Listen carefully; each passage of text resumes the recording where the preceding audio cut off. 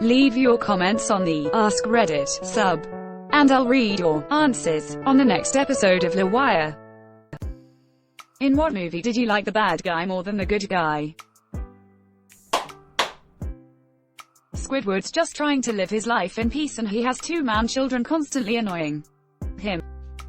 Squidward isn't even a bad guy, though. He's just a neighbor that dislikes what SpongeBob and Patrick usually do.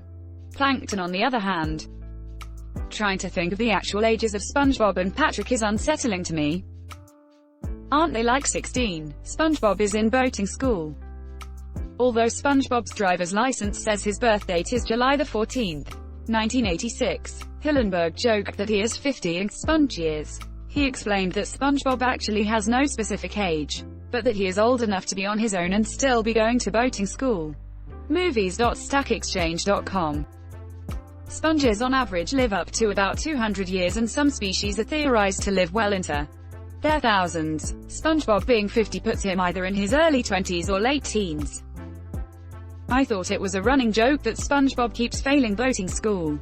He could have been in there for years. He has been. From Wiki, SpongeBob failed only 39 times. In No Free Rides, SpongeBob had failed an entire trimester of destroying Bikini Bottom. In Driven to Tears, SpongeBob flunked 58 times. In the episode, Mrs. Puff, You're Fired, SpongeBob flunked more than 1,258,058 times. 1,258,058 times. What? Was he taking a test every 0.5 seconds? Yeah, what about it? Hercules, the Disney animated version. I really liked Hades' character. James Woods as Hades really made that film in my opinion. As Hercules to me is a lower tier 90s Disney film. It is better than Pocahontas. Not hard, as Pocahontas is incredibly dull. But compared to Beauty and the Beast, Aladdin, Hunchback of Notre Dame, in my opinion the best 90s Disney film.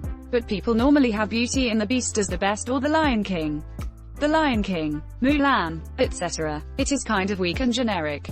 The character of Hercules is kind of boring in my opinion. The music isn't as memorable as the top Disney films. There is people who love Hercules though, and more power to them. But unfortunately the film doesn't work as much for me other than James Woods as Hades, who gave the film more personality and is the reason I kind of like the film.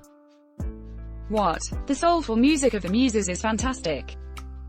Don't forget Danny DeVito as Phil, another character that's 100x more interesting than the protagonist and love interest.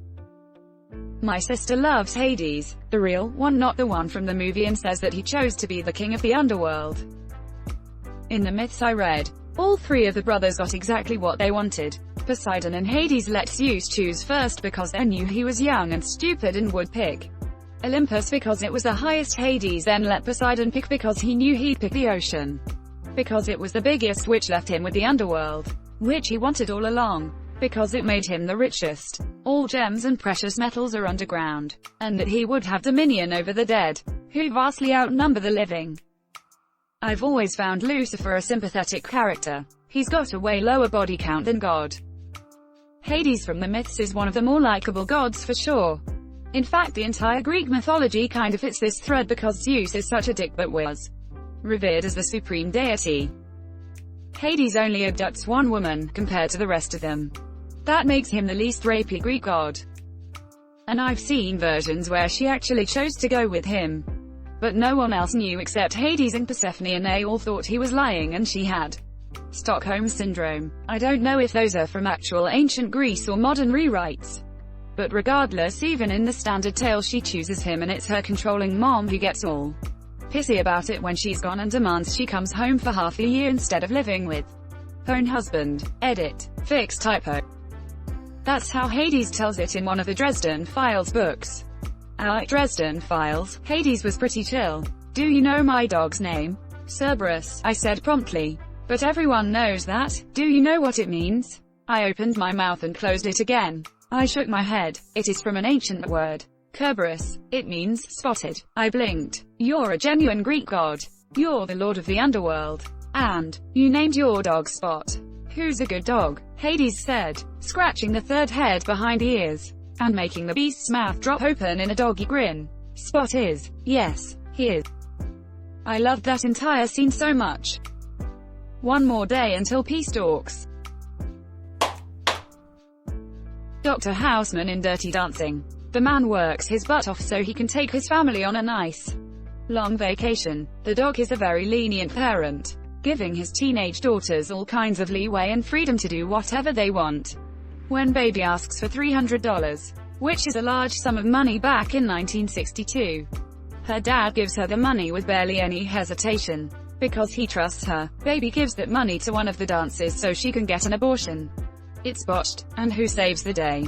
Oh, right. Dr. freaking Houseman, of course. He makes one comment about that being where his money went and then gets to work saving the woman's life, and Baby's punishment for taking $300 from her father under false pretenses.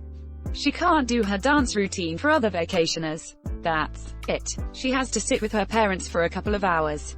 Literally the most lenient punishment imaginable under those circumstances. But of course Patrick Swayze comes in and is like nobody puts Baby in a corner. Frick you Patrick Swayze's character. Baby fricking deserves to be in that corner. Just read that whole comment aloud to my wife. Yeah, frick you. Patrick Swayze's character. I don't know his name in the movie either. Also, isn't he like 30 and she's 15? Don't forget Baby was only 16. Damn right he was allowed to be annoyed his daughter was being fought by a much older Swayze and wanted to protect her. While he may not have knocked up any, he definitely had a fair few notches on his bedpost. He slept with the woman who was thrusting diamonds in his pocket, essentially a prostitute. He didn't want her to throw her life away for some leather-wearing dancing pervert. Some leather-wearing dancing pervert. This was a hilarious description of Swayze's character. Well, I rewatched that movie recently and basically it came off that Swayze's character was being victimized for himself, but they didn't have a way to talk about it back then. The heavy implications for his job being that he had to have sex with the rich wives with lessons as a pretense. I think what people are missing here is the class-conscious message of the film. Dr. Houseman is petty bourgeois and clearly owes allegiance to the capitalist class in the beginning. His opinions of Johnny are colored through his prejudice against the working class. But by the end of the movie, Baby shows him that Johnny has value as a human being, regardless of the circumstances of his birth. In the beginning of the film he has no problem with his other daughter, Lisa, dating Robbie, the waiter, who is obviously a reactionary creep. Lisa even tells Baby that she plans to lose her virginity to Robbie. But all of this flies under the radar, because of Robbie's class status. Robbie is shown to be nothing special intellectually, regurgitating Randian objectivism without any sort of critical reflection. But despite his mediocrity, he's headed to med school solely on the merit of Dr. Houseman's letter. Contrast that with Johnny, who is shown to be compassionate, and has a positive protective sibling-like relationship with Penny. Johnny is also artistically gifted. I mean, he's the son of a house painter, and he just picked up these dances, and creates his own styles and variations. By all measures Johnny should be at Juilliard, not stuck teaching lonely housewives the foxtrotic elements. This talent is what Baby sees in Johnny, who resigns himself to join the house painters union, and squander his talent. Baby tries to encourage him, but he doesn't believe her, because he's used to rich women telling him what he wants to hear, and stuffing a $100 bill in his pants. It's only when Baby confesses to their sexual relationship that he realizes his own value. A value that he couldn't see because capitalism demanded he blind himself to it. Dr. Houseman spends several scenes in deep reflection over this event, and what brings him around in the end is seeing Johnny's talent on full display. It's no coincidence that he apologizes to Johnny and tears up Robbie's letter of rec in the same scene. In this he has learned what the audience knew before him. Robbie is a mediocre butthole, and Johnny is a compassionate, talented, sexy young man. Dr. Doofenshmirtz just needed someone to talk to, but all that platypus wanted to do was beat his butt. Perry always listened to him first. You think Doof's traps were actually effective? Nah, it just created a plausible situation for him to vent to Perry before Perry kept him from making an irreversible mistake. Good guy Perry edit. I love all the comments off of this. Phineas and Ferb was truly an all-time classic. Perry did his job to stop Doofenshmirtz's evil schemes. But whenever Doof wasn't trying to take over, Perry was pretty much just a bro to him. Yeah, I remember in one episode Doof flat out says that Perry is the one person keeping him company. I like Perry the platypus. How completely unexpected. And by completely unexpected, I mean, completely expected. Honestly, the poor guy needed to see a therapist because he has some serious childhood trauma he needs to unpack. Yeah, I can't believe his parents didn't make it to his own birth. That's so traumatic.